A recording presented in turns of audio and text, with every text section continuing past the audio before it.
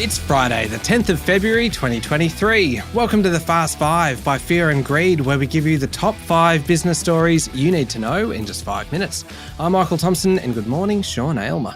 Good morning, Michael. Sean, 5 stories in 5 minutes. Let's jump into it. Story number 1, the big banks are under pressure to up interest rates on savings accounts after none of the big 4 took action straight after Tuesday's Reserve Bank decision, yet all of them quickly increased home loan rates.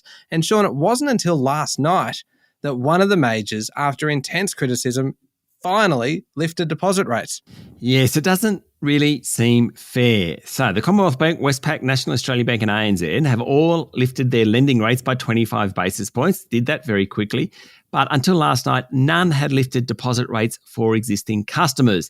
After intense pressure, National Australia Bank last night came out and said it would do it. Now, new customers do receive a higher deposit rate, but mostly it's existing customers, and the ones that get hit hardest are pensioners because they're the people who rely on bank deposits probably more than any other cohort. This is all about profit margins, or more correctly, net interest margins. Banks can increase the amount of money they receive on loans, but only slowly lift what they pay out on deposits. It's another one of those good for shareholders, bad for consumer stories. We've had plenty of those recently. The government really hasn't got any ability to force the bank to lift rates. Now, a month ago, Federal Treasurer Jim Chalmers asked the Australian Competition and Consumer Commission to investigate how banks set their deposit rates. That'll put a bit of pressure on them. Where the pressure really comes from is public opinion. And that's exactly what happened yesterday. Social media was rife with commentary about how poorly the banks had done on not lifting deposit rates. Macquarie Group, I've got to just a kudos to them, they did lift their rates, but the big 4 hadn't until last night when National Australia Bank did, and I'm sure others will follow quickly now. Sean, on to story number 2, and former Federal Minister Alan Tudge, who has been embroiled in the robo-debt saga and last year in revelations of an affair with a staffer, has quit politics. Yes, the former Morrison government Minister for Human Services said he'll step down next week, less than a year after winning re-election for his seat of Aston in Victoria.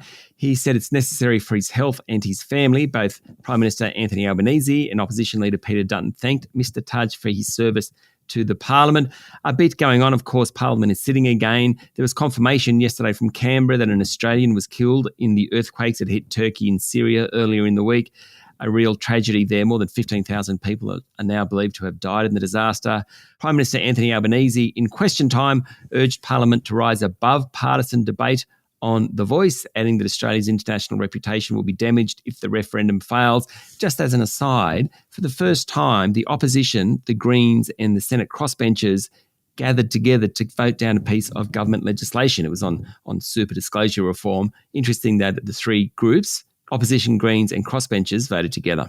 Sean, story number 3 today. AGL Energy yesterday said that it lost $1 billion in the final 6 months of last year, sending its share price down more than 10%. That's the worst daily fall since 2007, which is obviously bad news for shareholders. But being a man of the people, I want to know, did they say anything about electricity prices?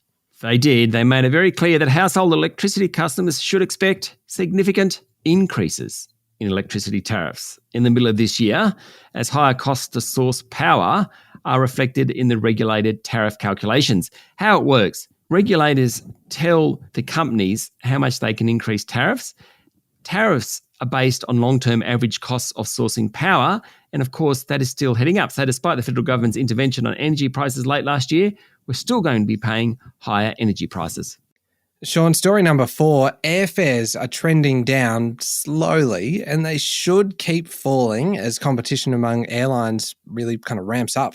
Yes, well, actually, domestic airfares trended slightly higher this month across all categories, according to the Bureau of Infrastructure, Transport and Regional Economics, but they're well off the peaks experienced in December. Now, the benchmark for measuring this is 2003 airfares. The best discount fares today in February 2023 are 75% of the 2003 levels. Back in December, it was 111%, so they certainly have come down. Remember, earlier this week, Qantas boss Alan Joyce said consumer airfares would start to ease as more capacity was introduced into the market and more competition came on board, and that's happening. But it's taking its time, Michael. Yeah, it sure is.